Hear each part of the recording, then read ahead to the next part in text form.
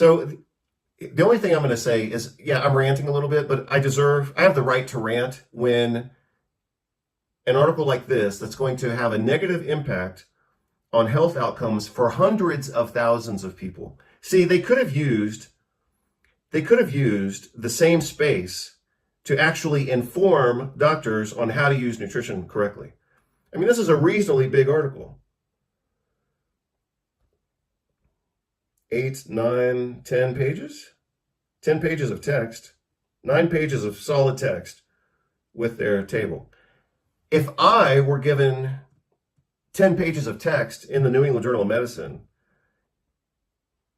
and they had to limit me to 45 references, you obviously know that I would produce a very dense article talking about everything that I could fit into that much space. But this article was designed from its inception, presumably. So all of this was designed, right? She didn't wake up one morning and say, hey, man, I want to write a good review article on nutrition for doctors. First of all, she's obviously not capable of it. Second of all, this isn't like some spontaneous act of goodwill and good scholarship. She was pushed to do this by people who knew that she would reach the conclusions that they wanted, just like with Joanne Manson's work. There's no way in hell that she received millions of dollars to conduct the biggest vitamin D studies ever done. There's no way in hell that was, spontaneous and, based on anyone's commitment to science. She was placed in that position. She was given that award because they knew that she would screw it up and come to the conclusion, as much as she tried, that vitamin D doesn't work. That was the goal, that was the intention, and that's what they produced. I have come here to chew bubblegum and kick ass. And I'm all out of bubblegum. Good afternoon, everybody. Dr. Vasquez here, coming to you live. And right now we're going to look at this article that was recently published in the New England Journal of Medicine.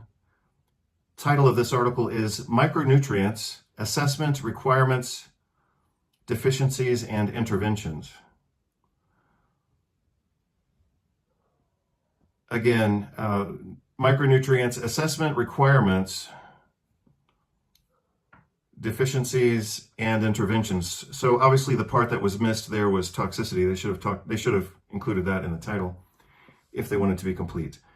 The author of this article is Lindsay H. Allen, PhD. She works at the Agricultural Research Service, Western Human Nutrition Research Center, U.S. Department of Agriculture, and University of California at Davis in California.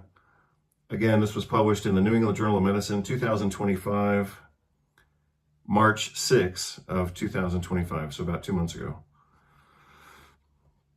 So a couple of things, I guess. I don't know who Lindsay Allen is. I looked her up very quickly last night just on my phone, and apparently she's an award-winning government employee, pharmaceutical sycophant, because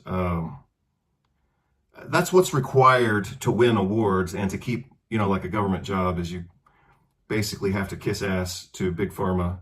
And apparently maybe she's done that in other places, but she certainly does that here.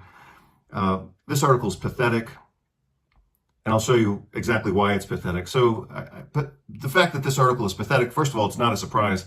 It's coming from the New England Journal of Medicine.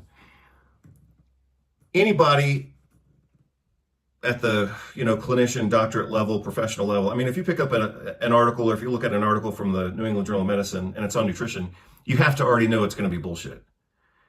And like every journal has its attitude or its perspective or its kind of paradigm or propaganda. And the perspective, the attitude of the New England Journal of Medicine is it's a very libertarian journal. It drips libertarianism, but more specifically, it drips medical libertarianism. And that is to say, if you were to summarize like the attitude or the perspective or personality of the New England Journal of Medicine, is it basically states with every article and every editorial, we're going to do whatever the fuck we want because we're big medicine. And so you'll find that most of the articles are they're basically advertisements for drugs. I mean, everything that gets published in the New England Journal of Medicine is basically paving the way for drug sales. And it pretty much, anytime they talk about nutrition, it's to make nutrition look bad so they can pave the way for more drug sales. So, like when I saw this article, I just saw it for the first time like 2 days ago, and I just read it last night. And it's exactly what I expected. So again, I didn't know who Lindsay H. Allen, I don't know who she is or who she was or whatever. But this article is almost identical to the tone and the type of articles written by Joanne Manson. So I think Joanne Manson is she's either a PhD or an MD. I don't know, and I don't really care that much. But and she does a lot of research. Joanne Manson has done a lot of the big vitamin D studies. But they're the vitamin D studies that are designed to make vitamin D look bad. So her articles are some of the worst. Her research is some of the worst ever published in the field of nutrition. But that's exactly why. See, if you think, like I did for many years, if you think that, well, the people who have these positions, they have those positions because they're good, and they get funding because they're good at their job. They're not good at their job in an intellectual or scientific sense. They're good at their jobs in a political sense, just like Anthony Fauci. I mean, that guy's an idiot. But he's a good game player. And the game he plays is selling drugs. And that's what he did, while he was head of the NIH Department of whatever, Allergy and Infectious Diseases. So, like, these people win awards, and Joanne Manson got millions of dollars to research vitamin D, not because she's good at it, but because she sucks at it. I mean, her research is crap, but it's crap on a very large scale. And so because it's so big, they can find statistical significance, and then they can publish something and says, look, we found this, and we're sure about this, but it's bullshit. I mean, they used 2,000 international units of vitamin D in their studies. I mean, that's pathetic. So the studies were inherently designed to find nothing, and that's what they tried to find, and that's for the most part what they found. When the data was reanalyzed, they actually found a significant reduction, I believe, in cancer mortality.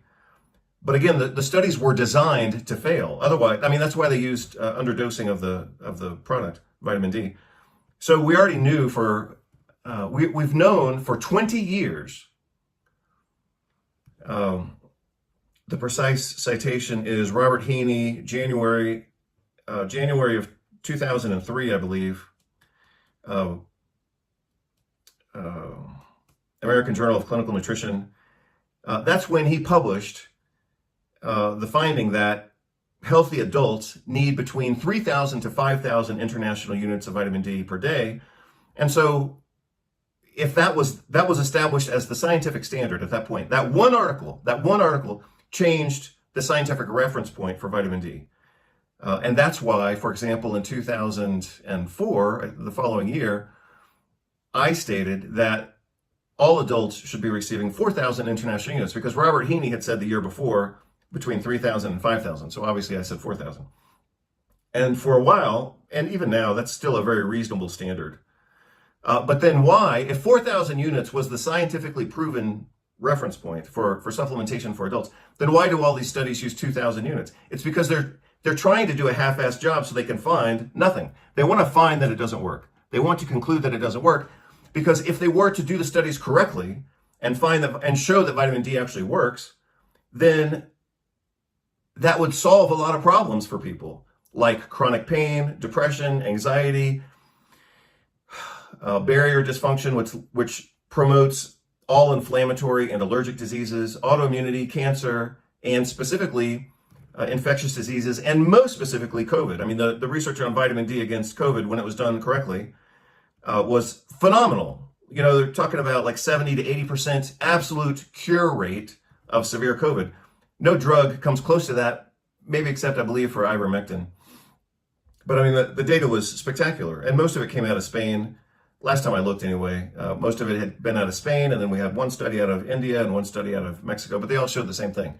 about 70 to 80% cure rate for severe COVID simply based on the administration of vitamin D.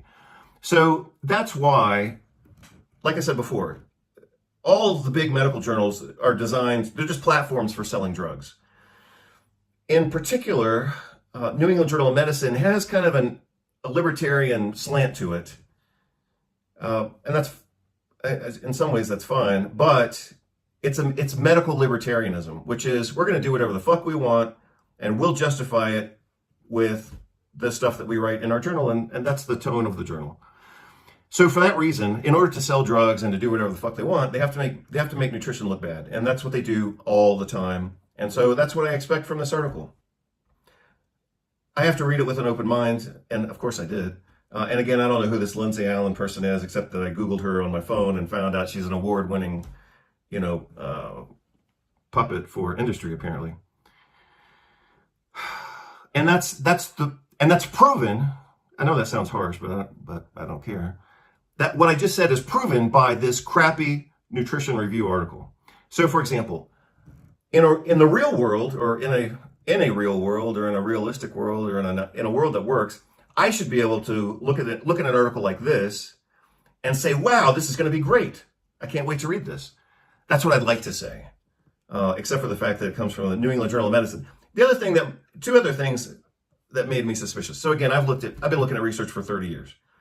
So again, if I see an article in the New England Journal of Medicine talking about nutrition, I already know it's going to be bullshit. The other thing is, with all due respect for whoever Lindsay Allen is, she's a PhD. She's not a clinician. An article like this should at least be co-authored by a clinician who actually knows what the hell they're talking about. So what you would expect from somebody, I mean, this is kind of a generic statement, and maybe it doesn't apply to everybody, but I think it applies most of the time, and it apparently applies here. An article like this should be written from a clinical standpoint. New England Journal of Medicine is a clinical journal. It should be written, or at least co-authored, by a clinician who knows something about nutrition. But it wasn't. She's a PhD, which means she just looks at research, but she doesn't have a clinical perspective, and that's very obvious in the article itself. I think maybe that's all I was going to say. New England Journal of Medicine is going to be anti-nutrition no matter what. An article like this should have a clinician co-author, and or be written by somebody who's a clinical expert, not just looking at research papers from their desk. And what else? It should have more than one author. I mean, this is a complex paper. The presupposition that a single author is going to have the, mental bandwidth to author an article like this is, that's very optimistic. So this is a big topic, and she did not handle it appropriately. So let's just go through it now. We'll do kind of a line by line review. Oh, here's the other thing. I saw this for the first time in JAMA, actually, many years ago. This would have been around 2002, 2004. Journal of the American Medical Association around that time published an article on diet and its effect on C-reactive protein. A very important article. What they showed in this article was that low carbohydrate diets could reduce C-reactive protein by 50%. And that should have been the headline. That should have been included in the title of the article. And that's a major takeaway. At that time, so again, this was around 2004, let's say.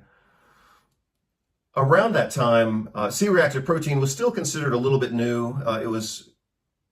Now it's, of course, very standard for a marker of systemic inflammation. At that time, it was somewhat new. So when they had a new finding regarding a somewhat new laboratory test, and it was of major, major clinical importance, they should have declared that very clearly. And what was impressive to me was that the summary of that article, I'll have to look it up, of course, but the summary of that article in the abstract stated something like this.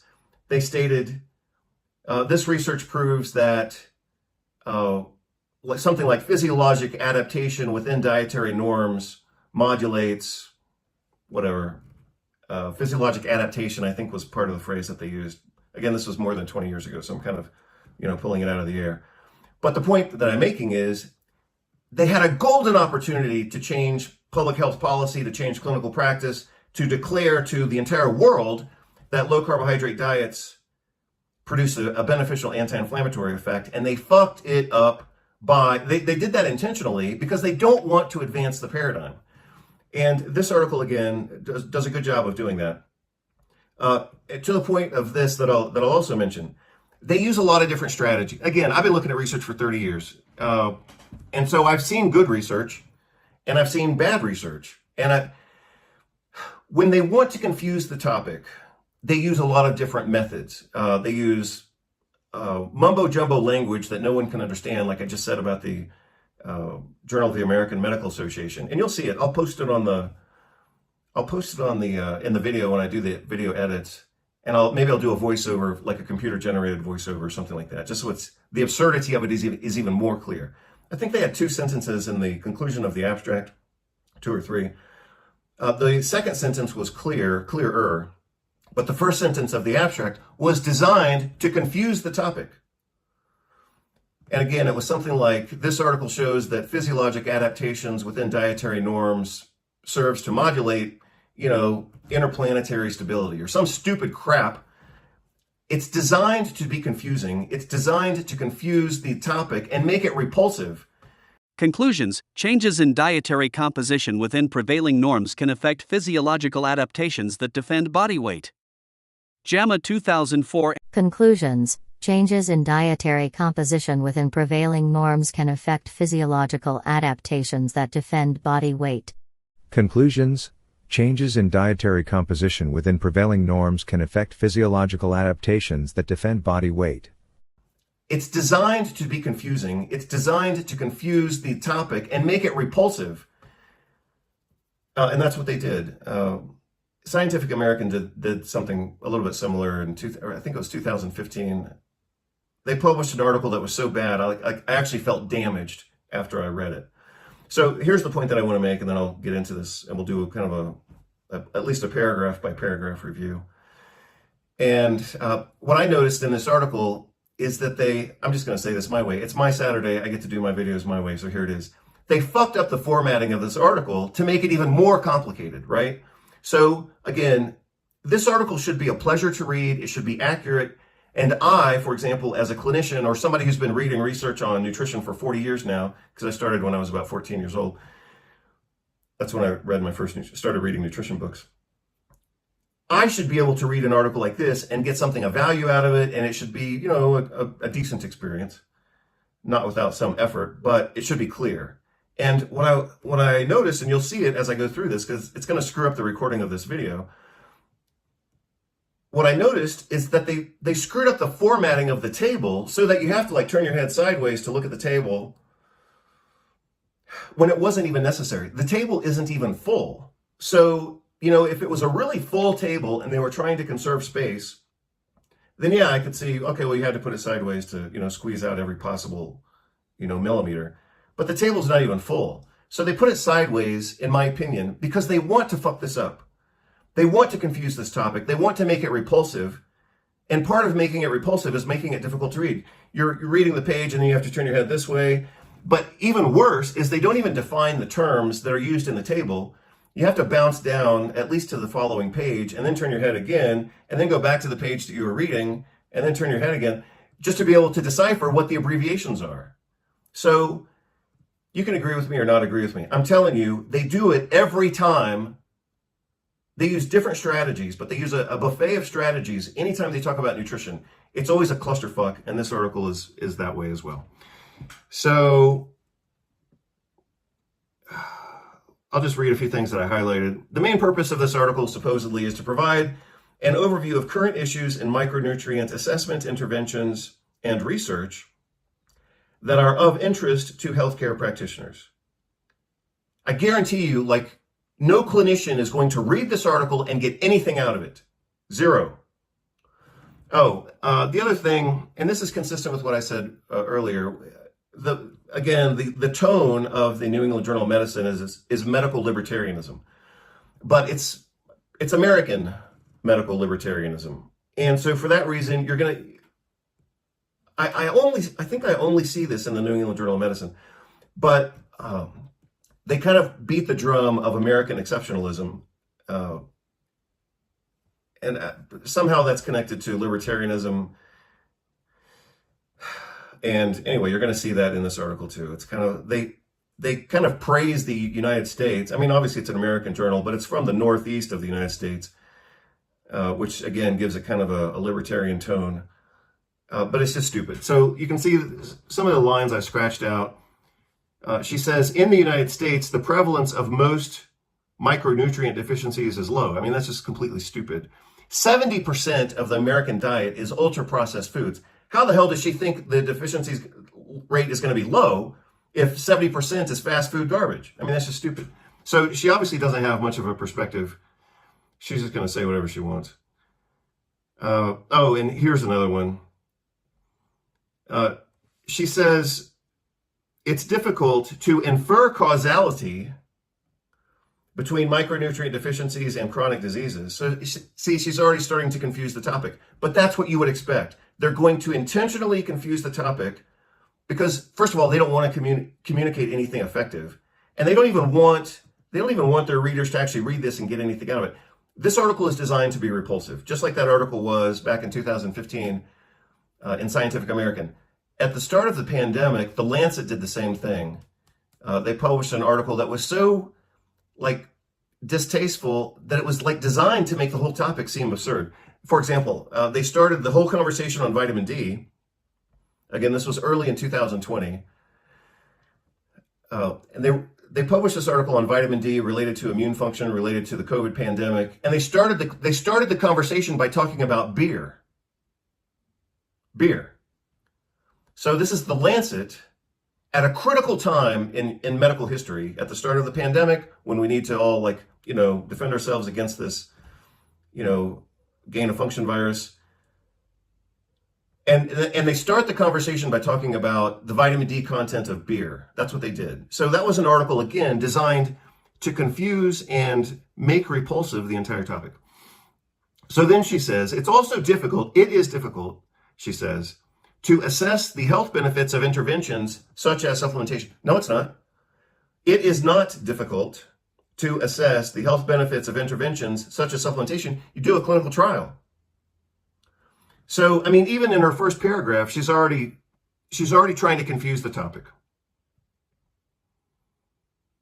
And then she says, 1/3 of the world's population has one or more micronutrient deficiencies. Well, I mean, that's a lame sentence from a grammatical standpoint. But from an informative standpoint, it's worthless. And from a clinical nutrition standpoint, it's the understatement of the decade. So let's see. Maybe I'll have to zoom in a little bit to see this. Oh, that's just definitions. Micronutrients are necessary in trace amounts, water-soluble and fat-soluble vitamins, and some trace minerals. Nothing big there. A few other things that I obviously scratched out.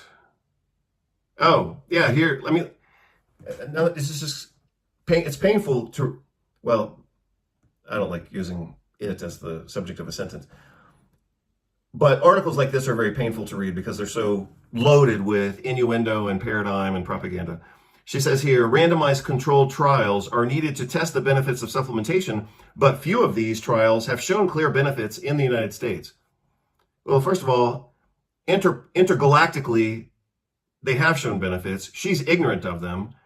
So I don't know why she says few of these trials have shown clear benefits in the United States. It's not like the United States is like the international reference point for quality nutrition research.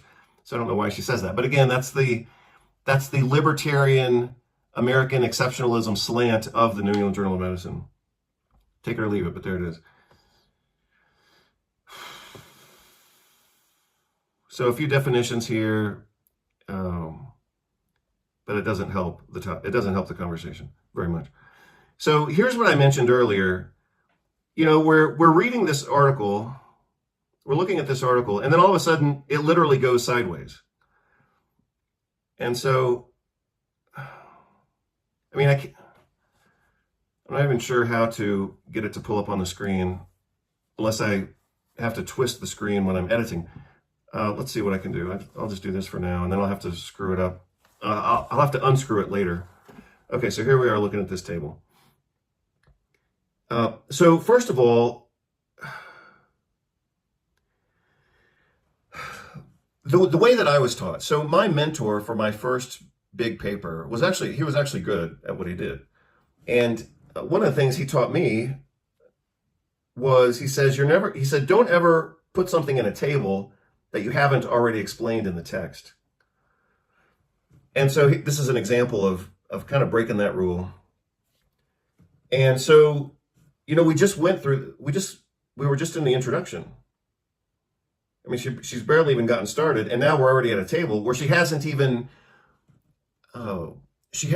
discussed and justified what's in the table. So the way that a good article would be structured is that the author states what they're going to state, they make their arguments, they defend their arguments, they entertain counter arguments, but then you're left with a solid piece of data that you can use, and the table then provides an efficient summary of that.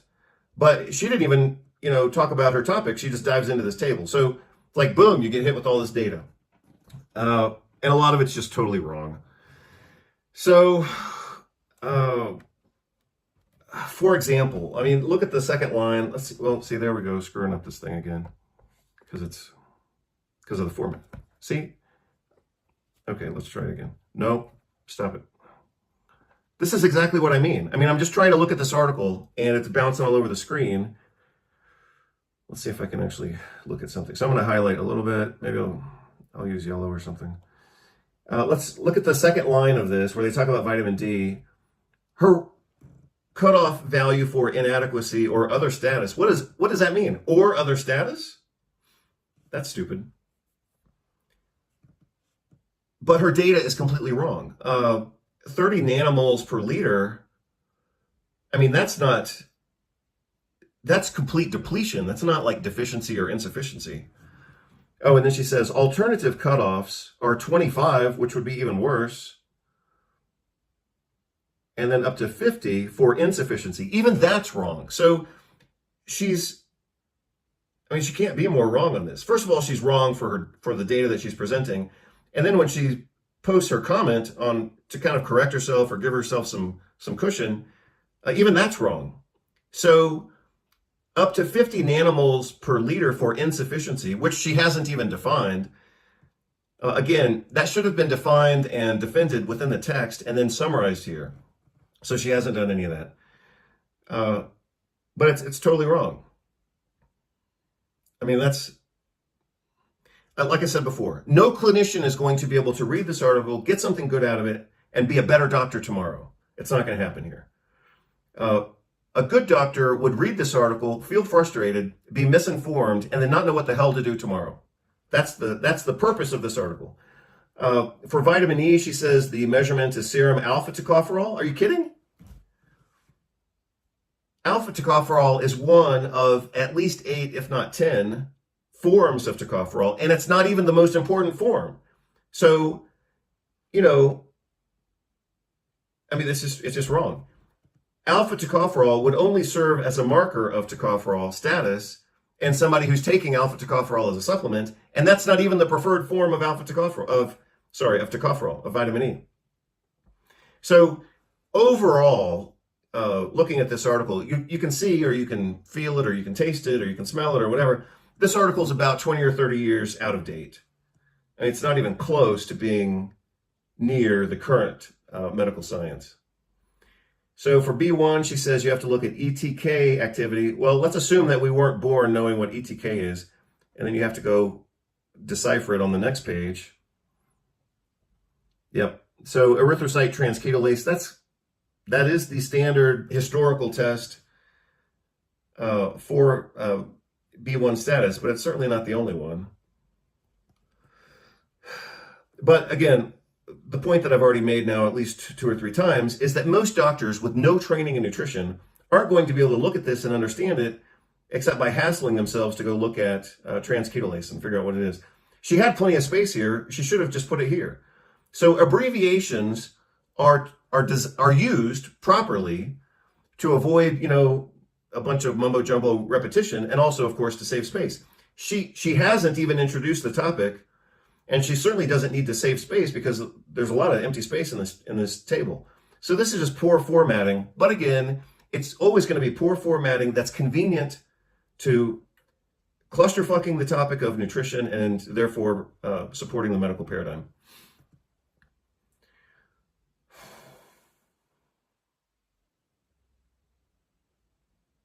Yeah, well, they did that right, at least. So for riboflavin, again, most doctors, even doctors who study nutrition, aren't going to know what this is.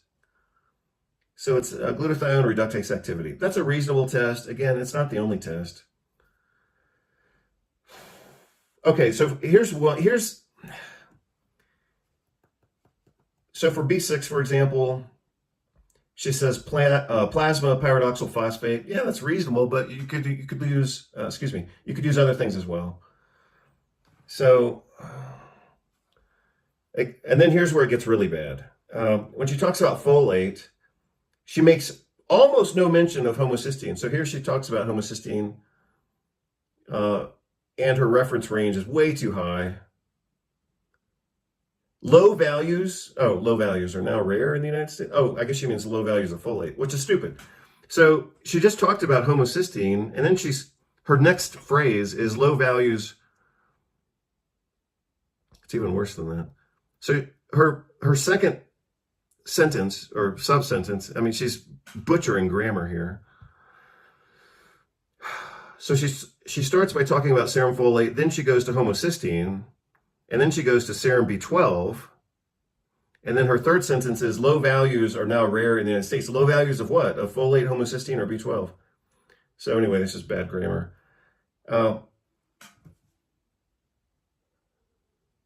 She should have given more importance to homocysteine, and her reference range should have been accurate. I mean, this is not even close to being good. For B12, she talks about using a serum B12. I mean, that's arguably the worst test, and her interpretation of it at 221 picomoles per liter. I mean, that's just totally absurd. The cutoff should be at least 600, not 220. And I don't know how she came up with 221. Oh, and then in her comment, she says, levels less than 150 indicate deficiency. By the time you get to 150, you're dead and symptomatic, and you probably have permanent brain damage. So how the hell does she get to 221? I mean, they're just making up these numbers. But again, it's bad nutrition. It's a bad representation of nutrition science when an article like this, which should be easy to read, a pleasure to read, just becomes such a joke. Look at her comments on serum iron. So ferritin, of course, is the correct test. But she doesn't even talk about, it's just horrible. It's horrible to the point where, like, it just gets exhausting that they can be so totally incompetent. So again, here she talks about 30 micrograms per liter. And then in her comments, she talks about 10. Well, those are both too low. A better number would be, sorry, I'm trying to make a highlight here. A better number would not be 30, and it certainly wouldn't be 10. It'd probably be between 40 and 80 would be much more reasonable. Up to 120. So, she's not even going to touch on the fact that some people need higher levels. And she makes no mention whatsoever of iron overload or hemochromatosis. So, I mean, this is a very poorly written, and it's a very low-level academic, non-clinician review article. So, for example, if I were still teaching nutrition at the graduate level, or if I were still directing a nutrition program, and a student turned in a paper like this, I wouldn't pass them, even at the master's level, let alone a PhD level, let alone an article in the New England Journal of Medicine for clinicians. I mean, this is an inadequate performance for a doctorate level professional. Plasma zinc, serum zinc is reasonable. I think that number is way too low, but I'd have to look at the units to make sure, because I use different numbers, but it may be because of different scientific units. And obviously, zinc is a an area where we have lots of different tests. You've got red blood cell zinc, you've got white blood cell zinc, you've got hair analysis that we used to use, 20 years ago. But plasma zinc is reasonable. It correlates with deficiency, it correlates with depression, it correlates with inflammatory disease. So yeah, it's fine. It's not unreasonable. All right, so I'm going to go back. Let's see, I think I have to straighten out the article, or I guess no, it's already straight. So yeah, this article is pretty bad. But again, that is what you would expect. Again, my comment here, she still appears to be back in the 1980s, which, gosh, that's 40 years ago. Oh, here's the other thing that I comment here with regard to folic acid that she's talking about. Yeah, most doctors who use, any doctor who's a clinician who knows about nutrition wouldn't use folic acid these days. I mean, nobody uses folic acid in clinical practice anymore. But apparently she doesn't know that. So I think we gave up on folic acid, I don't know, 10 years ago? About 10 years ago, 10 or 15 years ago. So she doesn't even know that nobody's using folic acid.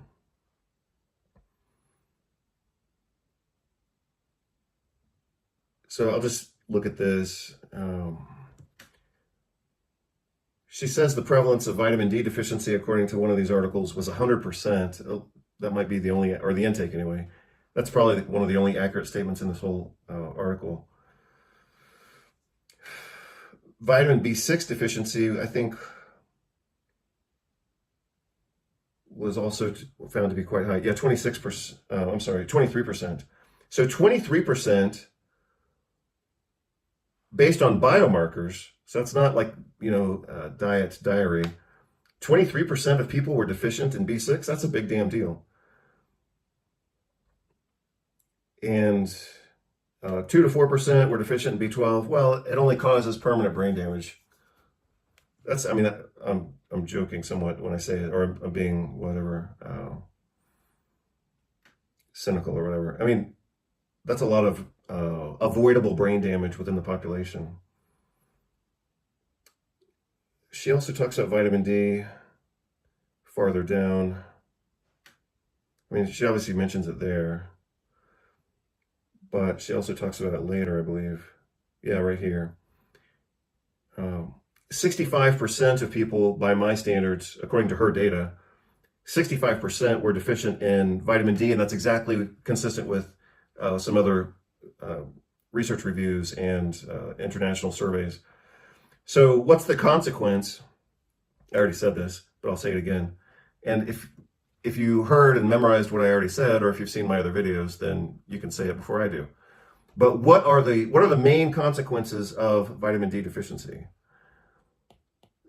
In the sequence of the video reviews that I've done, I talked about chronic pain. And then in video number 2, I think I talked about depression and anxiety.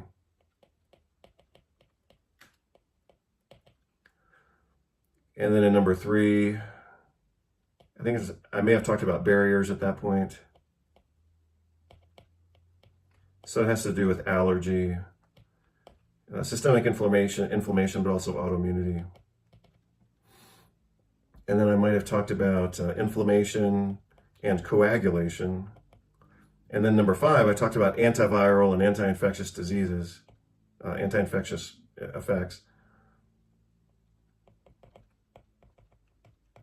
Specifically antiviral, and more specifically anti-COVID. So you can see why a journal like New England Journal of Medicine would want to confuse this topic, because they make money off the fact that 65% of the American population is deficient, because that's how they sell drugs for pain, drugs for depression, drugs for anxiety, drugs for allergy, drugs for autoimmune disease, drugs for, again, inflammation and cardiovascular risk, antibiotics, antiviral drugs, vaccines. So that's exactly why they have to keep the topic confused, is because that's where they make their money. And I'm more clear about that all the time. It might sound cynical, but it's just the facts of life, you know. I mean, the medical profession makes its money off of a sick population. So they are therefore incentivized financially, socially, professionally to keep the population dumb and fat and lazy and disinterested, just like politics. The best citizen in politics is one who doesn't care and is burnt out and disinterested. Because then you're out of their way. You're not a participant. And what medicine wants are sick participants. They want people who can't dig themselves out of their illness hole, so to speak. So this was kind of a ridiculous statement here. I don't know why she's citing a paper from 2018. I mean, that's a little bit stale by now, especially from the Academy of Nutrition and Dietetics. Who cares? She also quotes the World Health Organization in this article, and that shows you her allegiance, right? I mean, no one of any respectable level of intelligence would quote the World Health Organization at this point in the game without a caveat or some type of qualification. World Health Organization has zero credibility. And so the fact that she's referencing them as an authority, that shows you the game that's being played. So anyway, I got a little bit of a kick out of this sentence. Micronutrient supplements are warranted only, is what they're trying to say, when requirements are not being met through diet alone. And who would that be? That would be those with increased requirements due to growth. Okay, so that's young people. She also talks about also due to aging, so that's old people. So we've got young people, old people, people with chronic disease. That would include obesity, by the way. And I think 70% of the American population now is considered overweight or obese. So that's 70% of the population. Medications, just about everybody's on some type of medication. Malabsorption, you could find a lot of that if you look for it. Pregnancy and lactation. So this is just about everybody. So, they start off trying to say, oh, well, you only need to take supplements if you have increased needs that can't be met by diet. 70% of the American diet now is junk food. So you've got 70% of the population living off of a junk food diet. The other 29% are on, marginal nutritional status. And then you add young, old, malabsorption, pregnancy, lactation, chronic disease, and medication. That's just about everybody. So they start off trying to make it sound like, oh, well, you don't need to take those supplements unless you are in one of these categories. But just about everybody's in one of those categories. Supplement users, both adults and children, are healthier and consume higher quality diets than non-users. So that's a little bit of what's called a healthy user effect, so to speak. But it's also supportive of the fact that the vitamin supplements actually work. So here's what I had mentioned. I alluded to this previously. Updated meta-analysis suggests, it's always going to simply suggest, even when they've got, great data. So again, like I've said before, if they do a clinical trial showing benefits of nutrition, they're going to couch it and kind of protect that implication within a bunch of suggestions and soft data and, oh yeah, well, we're not sure. And that's what she's doing here. And updated meta-analysis. So when they reach the conclusion that vitamin supplements don't work, then they're sure about it. This proves unequivocally, this was just published a few years ago, back in 2018. 2018 was a bad year for nutrition research. That's when some of this BS got published. And they said, we're sure that vitamin supplements don't work. Whenever they show that vitamin supplements do work, then they say, oh, well, we're not sure, but the data shows a trend toward positive outcomes. I didn't look up the reference, but we're going to look it up right now. I'm pretty sure this is going to be Joanne Manson that she's citing here. The vitamin D supplementation reduced total mortality from cancer by 25%. I mean, that's huge. So let's see. That was study number 22. I'm guessing. Yeah, there it is. I was right. Joanne Manson, first author. The VITAL trials. These were That was some of the dumbest research I've ever seen in my life. To be done on that scale, it was just horrible. So, yeah, updated meta-analysis found that vitamin D supplementation reduced total mortality from cancer by 25%. Yeah. So here's kind of a funny thing. Vitamin D deficiency is one of the most common micronutrient deficiencies in the United States. Yeah, 65% of Americans, consistent with other westernized countries. Pain, depression, anxiety, allergy, autoimmunity, inflammation, cardiovascular risk, bacterial infections, viral infections, and especially COVID. And so you'll notice, let's see. You'll notice that she documents that it's a problem. And then she talks about, well, how do we, again, let's assume that you're a doctor who doesn't know anything about nutrition. And then you would come down to this point and look at the recommendations, and you would say 600 or 800. That's guaranteed to not solve the problem. So, again, that's what this article is all about. It's going to confuse the topic. And when they have the opportunity to say something clear, they're going to screw it up. And that's what they did. She does mention 4,000. She just says that up to that is safe, but she's not recommending it. She says, oh, well, if you go beyond that, then you get kidney stones, weakness, and gastrointestinal problems. I mean, that's a very outdated academic perspective. And it's inaccurate, and it's not accurate.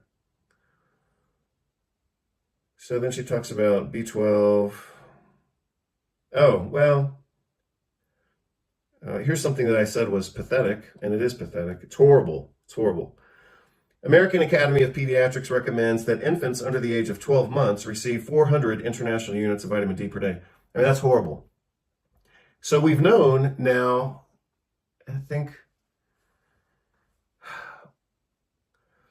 an article was published in The Lancet showing that infants under the age of 12 months, that's a bit redundant, but it's accurate, who received 2,000 international units had like an 80% reduction in autoimmune diabetes. From that point forward, that should have been a reasonable standard for clinicians to act upon.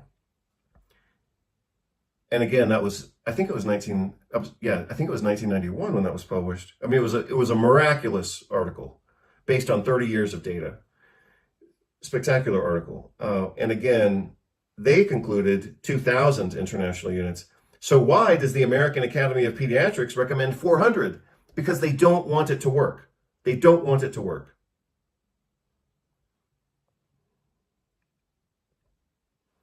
Consequences of maternal B12 depletion include permanent developmental delays, otherwise known as permanent brain damage. And that's what you would expect if you've seen my review video on B12 pharmacology. So the only thing I'm going to say is, yeah, I'm ranting a little bit, but I have the right to rant when an article like this that's going to have a negative impact on health outcomes for hundreds of thousands of people. See, they could have used the same space to actually inform doctors on how to use nutrition correctly. I mean, this is a reasonably big article. 8, 9, 10 pages? 10 pages of text, 9 pages of solid text with their table.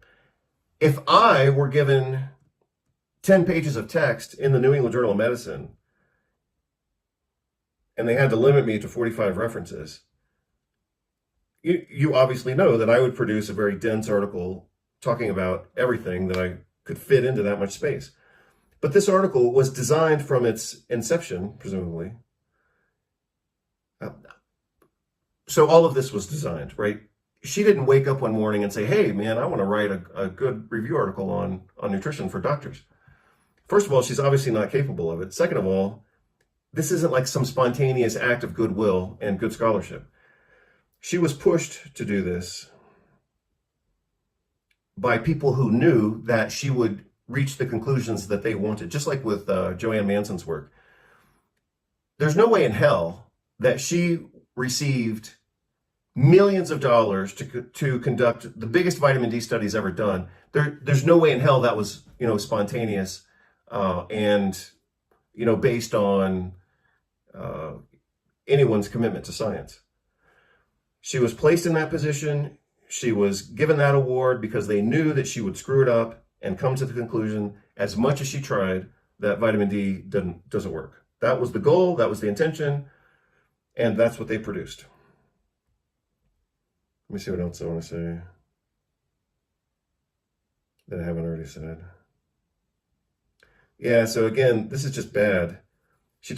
This is actually, from an expert clinician standpoint, which is the standpoint that this article should have been written for or written at. This is at the level of misinformation. She talks about folic acid. Nobody's using folic acid anymore. So, I mean, she's not even in the game. She should be talking about methylfolate or calcium folinate, I believe, or folinic acid, but not folic acid. I mean, nobody uses folic acid anymore.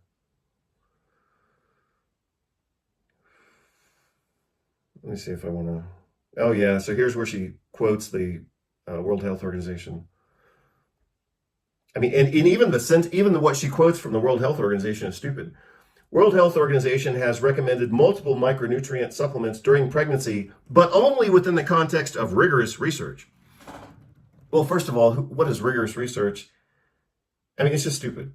It should have said in the context of research, or in the context, as they said here, of rigorous research. I mean, that's just stupid. Who are they to say what is research or not? And who are they to say what the limit on the use of nutritional supplements is? I mean, World Health Organization has zero credibility anymore. Oh, look. Supplementation with vitamin A in preschoolers reduced mortality by 34%. Well, another document that I accessed, actually from the World Health Organization, said that vitamin A deficiency was responsible for more than 400,000 unnecessary deaths per year. Now, obviously, if we applied vitamin A to like the COVID pandemic and autoimmunity and things like that, like I talk about in my book, then, well, infectious disease and autoimmunity, then, we'd be in the millions per year, I'm sure. But even conservative estimates are that supplementation with vitamin A in preschoolers reduced mortality by 34%. Vitamin A is definitely one of the unsung heroes of nutrition, even now.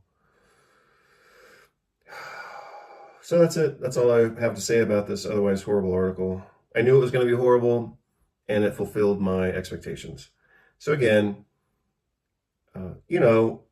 this was actually shared to a group, and I appreciate that. But any doctor, even a conservative regular doctor who's doing whatever thoracic surgery, any doctor who's reading research and spending the time to look at articles and share them should know that New England Journal of Medicine is a propaganda tabloid, basically. Their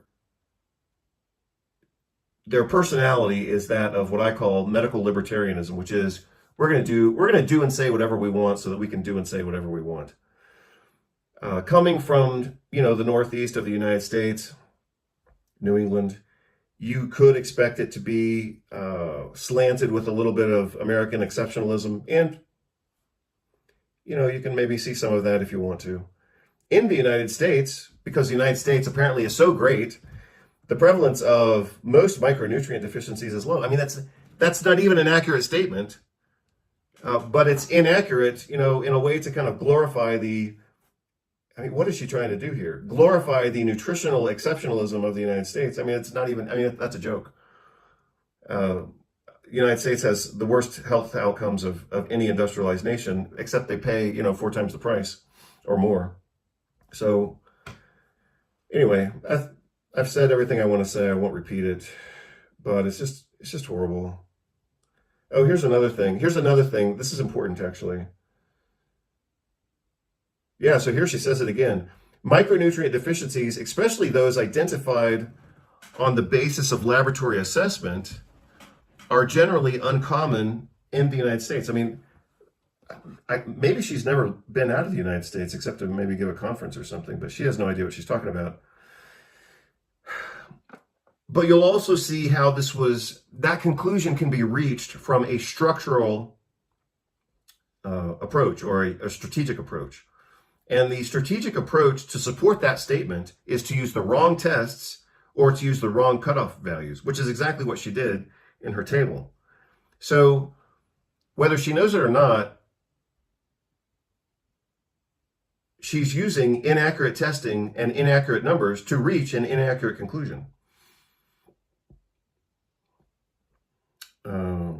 Here's what I said before. Randomized controlled trials are needed to test the benefits of supplementation, but few of these trials have shown clear benefits in the United States. Well, she doesn't need to say in the United States, because again, the United States is not some, magical paradise for excellent healthcare and nutrition. So United States or not, that doesn't need to be stated here. And furthermore, her statement is incorrect because the benefits have been proven. Oh, yeah, so here's the other thing. This will be the last thing that I state, but I did want to say this. And this is a little bit, sociologic or philosophical, but she talks about using omics, and these are kind of like complex metabolic studies to determine relationships. And it's good. It's a good approach, but it's a little bit futuristic in some sense. So one of the things that has been said, within philosophy and sociology, specifically I'm referencing Friedrich Nietzsche and Robert Bly, respectively, is the idea of not living in the present. So she makes misuse of old data.